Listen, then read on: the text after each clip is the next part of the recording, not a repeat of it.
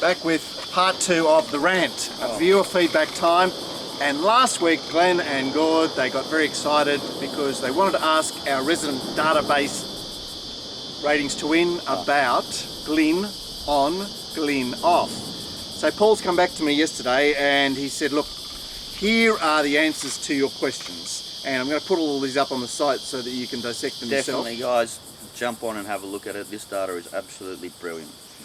So, as at 14th of November, Glyn Schofield on, as in someone else wrote it last time. All horses is in good profit. Broke down by the main stables that he rides for. A better result with Cummings, a marginal result with Chris Waller. And the most profitable range is... So this is Glyn on, but this is quite interesting as well, because when you look at analysing this data a little bit more, the C Waller to Glyn Schofield on, is that H Bowman to Glyn Schofield? Well, yeah, you see what I mean? So that's why it's only another 1.38, while yeah. Cummings, that switch might be from not a H Bowman, and then you're 17.9%. This is on SP and best tote prices. Yeah. Yeah, well, there was some notable. I think it was some notable results there, particularly those two fillies that won back in autumn, Tempt Me Not and Yatana. Obviously, Glyn. The data a bit. Yeah, perhaps. So when Glyn gets on a horse that was a last start winner, he actually does better. If he gets on a horse that was a last start loser, he's struggling. I'm very surprised about that one. Now the next question was Glyn Schofield off. So we're replacing Glyn on a horse, and it is another situation where it's in profit, although not as profitable overall as the Glyn Schofield on. And same sort of breakdown for Waller and Cummings, where once again it could well be going to Bowman, Glyn off, Bowman on. Yeah. He gets the good ones riding for him, doesn't he? He does indeed. So, last start winner for Glyn, losing the mount, someone else getting on, is a negative return. I've got to mention there, so that was Glenn's one, and he was minus 53.73%. So he wanted to back horses that Glyn was on and won last time. He wanted to back them again with Glyn off. Oh, he was more interested in just Glyn off. Yeah. Glenn and Glyn. But the result when Glyn is off a last start loser, so another rider takes him out and it's lost with G. Schofield on board last time, is a properly profitable result. Yeah, I think that's the one where Glenn Pollitt would be making money. Yeah. So Glyn off a last start loser. And what are we summarising the Glyn on? Glyn on was... Oh, we're just saying, like I mentioned the other day, that he has awesome ability. Yeah. So you're just looking for... But then he can put in a stinker as well. So you're just thinking that any change with him could change the performance of the horse, whether that be positive or negative. So you're looking just for change more than anything. Yeah, change. That's right. Something different. So Teen Queen wrote in later saying, but that's before we got the results, alluding to the fact that something about rating jockey ability is to take note of the SP of their runners. So there is a price breakdown of those Glyn results that we'll post, and you'll be able to investigate that. SP rank means. SP rank of 1 means the horse started odds on basically, between $1 and $1.99. SP rank 2 is between evens and 2 to 1, and so on and so forth. So that's covered that. And that's awesome information too, isn't it? I love tracking it by SP. Teen also wrote in about the fact that someone had mentioned Teen Queen and Sammy Metzazama, and that obviously there's no quiz today because... Well, I'm not going to take you on because I know what the score would be. 5-0. Jesus, I've been such a poor performer in the quizzes. But anyway, there'll be a new quiz next week, and she's going to try and make it topical, as in what's happening at the moment. Well, it's Japan Cup time. Maybe it should be a Japan Cup quiz. Oh God! Well, Australian horses performing there. I don't think we'd have knowledge otherwise. Speaking of Australian horses, Warren Godson wrote on Facebook. So that's Waller's third positive in 3 years. And all that will happen will be tea and scones. hashtag Green Light Racing. He didn't put the hashtag in there, but understand. When you're the big guy, you get to do what you want, pretty much.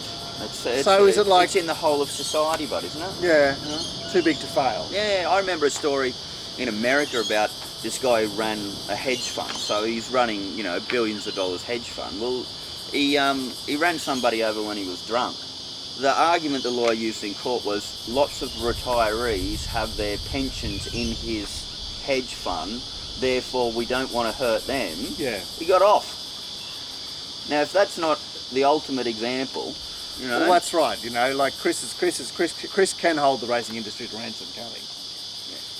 I mean, they use him to market it, don't they? Well, that's, yeah. Once you get in bed like that, you've... That's the way it is. Okay, so Nigel, keen viewer, he says, "G'day guys, love the show. It's the best show in racing and looking forward to the Christmas drinks, which will be on Friday week, and we will announce the venue in shows this week." We were supposed to have decided before we came on, but we forgot about it. It's all right. We can post the venue. You will not be kept in the dark about the venue, but it is on Friday week from 4 p.m. on that day. And besides, this week's so busy. We've got Warwick Farm Wednesday, Wyong Thursday, Canterbury Night Friday, Rosehill and Hawkesbury on Saturday, and Kembla on Sunday. I was interested in your discussion on the first at Rosehill and the time differences of the mission versus junglised. I actually looked at things the other way, as the time for the mission was 51.15 with the last 600 in 32.58. Given that the second horse in the trial came from 8 lengths off the lead as it finished a length away, it should have run its last 600 in under 31.5. Its trial was also run on the inner track as opposed to the junglised race on the course proper. Now, I foolishly didn't look those things up, so I saw a 900 metre trial at Muswellbrook on the day of the race, and I thought, well, they've just used the 900 metre start on the course proper.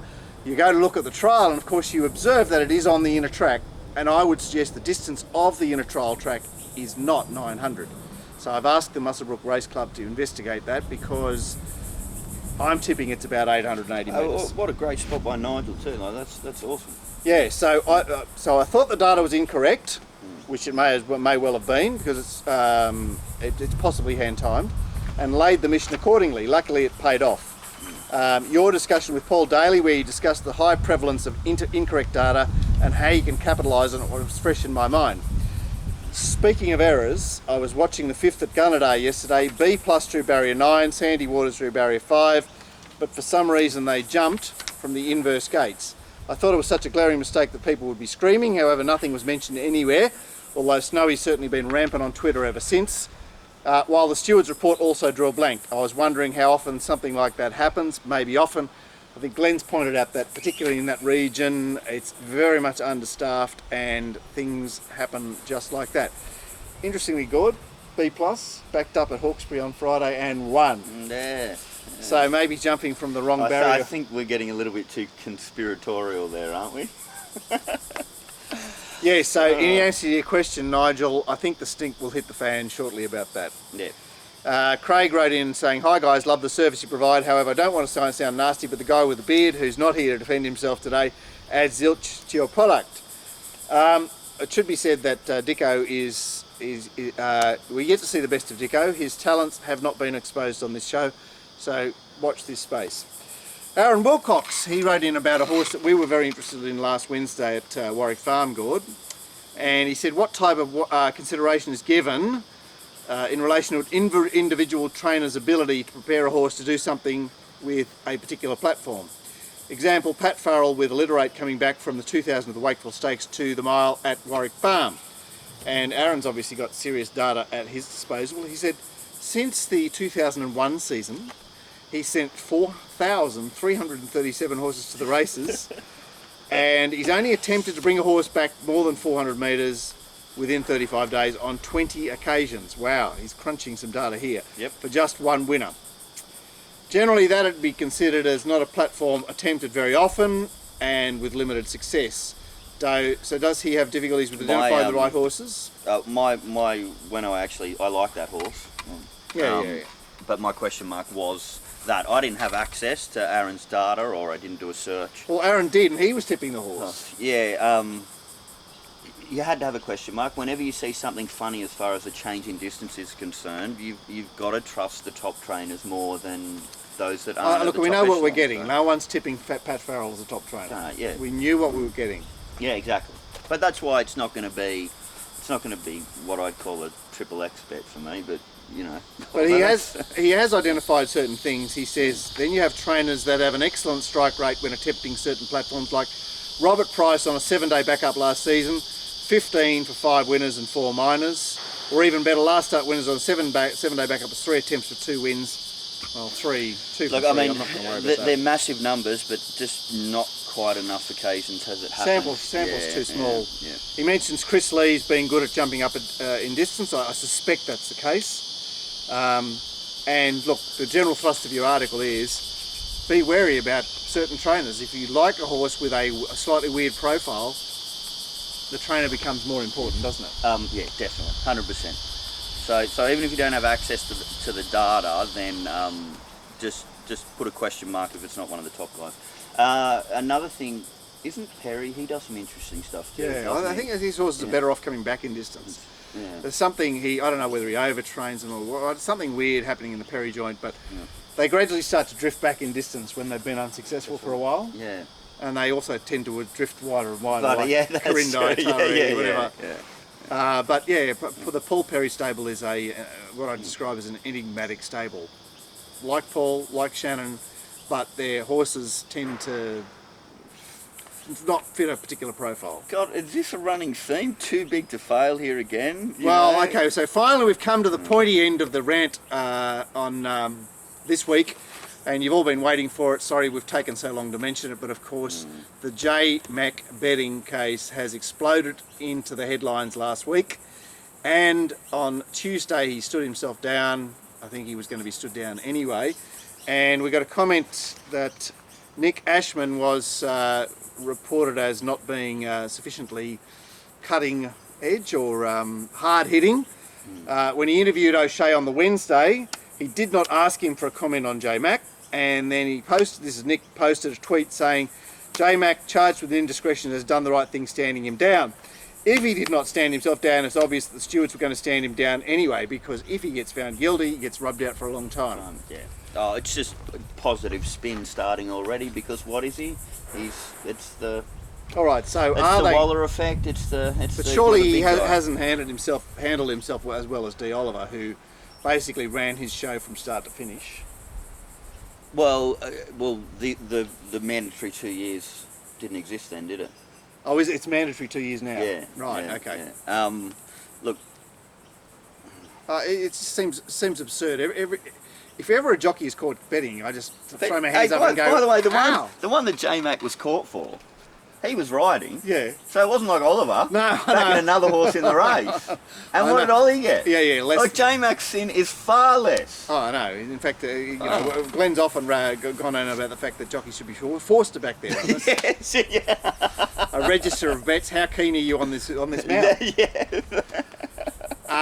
Yeah. Look, I think I suspect that the headline saying, "Oh, well, look, you only had $1,000 on this horse." I think we'll find out a bit more later. It seems like the spin doctors are out on the case already.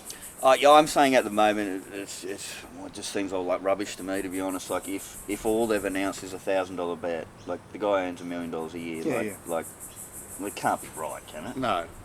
So obviously we'll hear more, but it's a bit of spice in a period of racing post Spring Carnival where we need a bit of pepping up. Yeah, and how my first contact with the races was in the 80s, okay?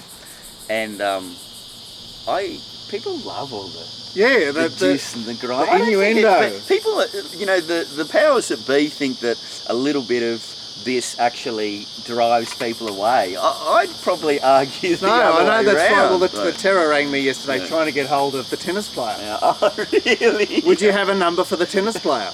And no, I don't. But I mean, like they're keen. They're sniffing out a story. It's like, it's a good story. People will read this story. Yeah. The tennis player tells his side of the story. No, the tennis player returns serve. Ah, yes, of course. I've missed the headline. Yeah, so obviously the tennis player, well, I don't know if he's gone to ground or not, but he obviously hasn't fronted up the inquiry so far.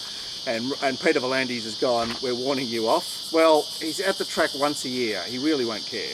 I reckon that nothing will come from it and it'll be thrown out.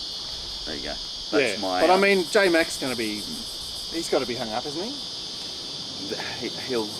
He's the one that is going to get strung up. But I just can't see it happening because, you know, this. Right, so how does he get out of it then? Because there's obviously some evidence linking him to the bet. Well, all I've heard so far is he had $1,000 on a horse. Yeah, but he's still not allowed to do that if he has. I know, but I mean, like, in someone else's but name. if that's all I've heard, I'm just thinking this is all just wish-wash. Yeah, well, Tim Rowe wrote, Racing Rant guys have hinted about J-Max punters for a while and that he just wins when the money is on. And like, we have observed that they tend to look a bit deadly when the betting goes a particular way. And, Definitely. you know, that's sort of adding a bit of fuel to this current fire. Ian Goodall said, can Paul Daly ratings to win give us the J-Mac off stats? We're going to see a lot of it. Oh, you need some serious. Well, in 6 months' time, you might need some serious computer powers. Is that what you're saying? Yeah. So anyway, for the next few weeks, we're going to see a lot of horses with J-Mac off, and yes, we need to investigate what that looks like. Tim Williams, who often writes on our Facebook page, said Glenn needs to look at Moreira, Jay Moreira in Singapore. He's writing a textbook on how to slaughter favourites. I haven't kept up with that, Tim, but I'll take your word for it. Well, we've seen him do it in Sydney. Yeah, but he's supposed to be gold elsewhere. You know, he's supposed to be the golden child in Hong Kong and Singapore. So anyone else been keeping an eye on Jay Moreira? Write in and tell us what you think. Rob Scurry wrote in, got to agree with Glenn Reid, the Bull Friday night win. In my opinion, they were going quick enough for the class. Hieronymus takes a sit behind the leader without the horse presenting being headed. The Bull travelled sweetly behind the leader and is presented to win. Well, you're probably right, Rob, because I banged on about the fact that I thought it was a lot better run than it looked. In light of the fact that the Bull went so poorly on Saturday, it's certainly adding weight to your statement. Yeah, I mean, maybe a small amount of weight, but you can think about it. It was what run that prep, Mark? 7 or something like that? Oh, yeah, well, you were deep into the prep. Deep into the prep, and it was up in distance. So maybe he needed to go to 2400 for it. Maybe, like, he went 16 to 19. Yeah. You know, maybe 19 to 2000 was just not a big enough jump for him. So we'll see him in one of the 2400 races we don't shortly. know. But I would recommend a spell. Ben wrote in, is Kingsley Shaw still around? Well, I think he is. I remember him wearing a blue terry-toweling hat. He was always wearing that little terry-toweling hat, running up and down from the stalls, checking the horses before they reached the mounting yard. His main man was Malcolm Mahoub, who I think was Jay Cassidy's Coro or something like that. Yeah. Or he was Malcolm was a big player, owner, better, whatever. Kingsley Shaw, I think, is in Perth, and he still rings up with his idiosyncratic bets. He was the son of a very famous bookmaker who died leaving him a ton of money, and Kingsley's spent his lifetime whittling it away. Oh, okay. But he's full of frenzied, maniacal, idiosyncratic ideas, and he's sort of a so you're saying he's a Rain Man paratype character. Oh, okay. So he's looking at the horses before the other people are looking at them in the mounting yard. Was that his? Yeah, but I would have said that he was better with the figures themselves. Okay. He was definitely a Rain Man type.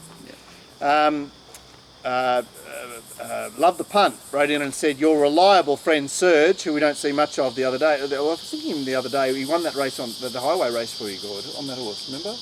Coming from last. Who was it? Serge won that highway race for you, where you liked the winner. Came down from Kempsey. See, Rain Man. He wrote in, your reliable friend Serge got away with one yesterday on Hawaiian Rose. Any thoughts? So we watched the race, and it seemed like he was going a little bit too hard up front. He was pushing it along from the 800, and then he pulled the whip out of the 600, and the horse fainted at the 200. So, yeah, Serge, I think you got that one wrong. Like, the thing is, I don't want to. He got it wrong, obviously, and he can do that. But I like my jockeys to be aggressive. Well, he was aggressive. He was just got a little bit too carried. He got far too carried away. Yeah, he did indeed. And there was another one from Orange. Ben's Racing Tips tweeted, can you look at today's race 7 that's last Friday, Bohoffer, and if you find the ride okay after seeing the betting. Well, I haven't seen the betting, but I assume he blew. He did draw inside and was continually restrained for the first 800 metres to not be in a box seat position. He was trying to get him to sit off the speed, going to the 1400 for the first time. The horse got the split in the straight, dashed to the lead, and another horse got up underneath him and headed him, and then the horse came again. Yeah, I'm not sure about that one, because there were particular parts of the race that looked a bit iffy to me. But then at the end, if you notice, he was quite aggressive trying to get the run. So that doesn't signal a jockey that's. But did he do like blow his done the damage already? Yeah, blow his I gas thought early. it was very strange, if you notice, when he jumped and he's hard held and he's unbalanced. And it wasn't because there was a horse directly in front of him. The horse was like 3 or 4 lengths in front of him. So he could have balanced his horse far better. You know what I mean? He would have been balanced, he would have been more comfortable in running, and he would have been further forward. Now that horse ended up dropping back, which puts a question mark on sort of like whether that would have worked or not. But I think that looked a bit, just poor riding. Yeah. Well, it's Bush, you know. It's our mate Cavallo, but. You know, it's one of those situations where inside is a fickle thing. You know, I don't like to find horses from inside draws that are going to sit in the box seat or whatever. It's just, you know, the horse needs to be capable of taking splits. And, you know, it needs to be have a really good field sense. Yeah. Or it needs to be Rose Hill on Saturday. Or Rose Hill on Saturday, where Bevo said wasn't up the inside day of the high degree for sure. Just back on that Bohoffer, Ben Perkins wrote in and said, play it out, back places, prepare for tricks, hashtag not in the know. I think that's a bit harsh. Punting Mug tweeted, I used to work for Gary Clark and David Baxter as a bookies clerk. Can we test Glenn's memory and see if he remembers me? So he's got a week. He's got a week to try and figure out who you are, Punting Mug. And another stat from Paul Daly. Deanne Pena has led and won on 18 from 69 in the last year for 75% profit on turnover. So what was he saying there, Gord? That 69 have led, 18 have won?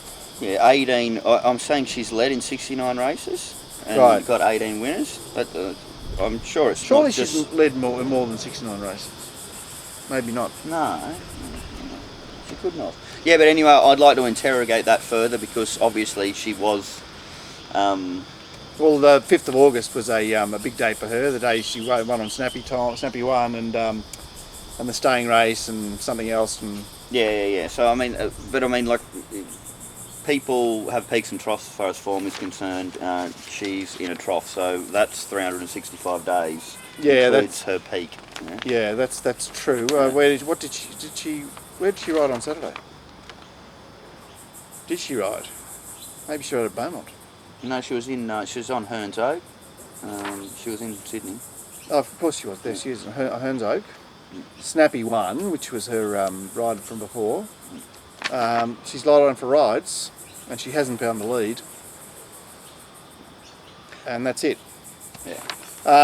So Deanne's probably on the slide, we think. Yeah. And Goodman A. King, he asked the tab why they round down to the 5 cent mark on Hong Kong racing but not on the locals, and the tab very kindly wrote back, thanks for your query, this is as per the Hong Kong racing betting rules, regards tab. So Mr. King then said, so their rules are fairer than yours, what's stopping you from being fair to us punters who bet on Australian racing? And this question goes around and around and around and around, and it's one of those situations, it's enshrined in legislation. Okay. So the tab are entitled to take the round down. Yep. And they refuse to give it up. Okay, but you notice how they put... Look, I mean, I don't want to be caught defending the Jolly Green Giant here or anything like that, but is that money they made put into those jackpots? No. No, they just keep it? It's for their bottom line. Okay. No, that's pretty poor. Yeah, it's definitely not put in the jackpots. I'm pretty sure. It's look, they could actually get a lot of goodwill out of this by giving it up, but I mean, I suppose it's a lot of money. Yeah, a hell of a lot of money.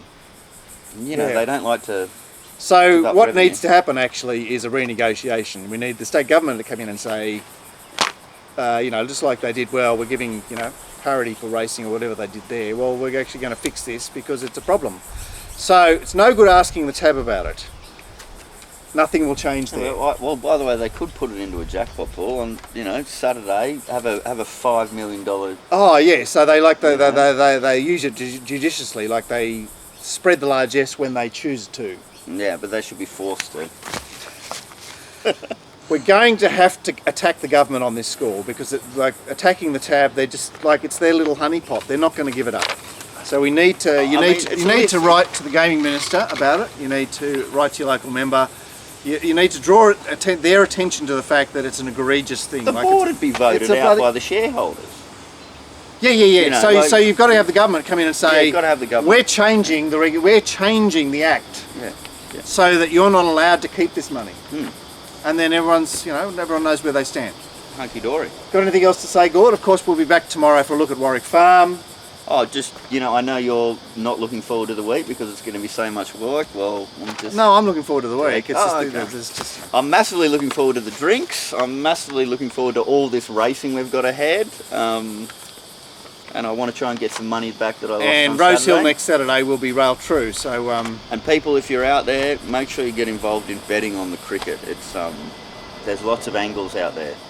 We might do something on that in the near yeah, we'll do a future. cricket show in the future, and we've also still got to do an explanatory show about form sheets. Oh So yeah. it won't be this week, but it might be next week. So we'll catch you with the show on Wednesday.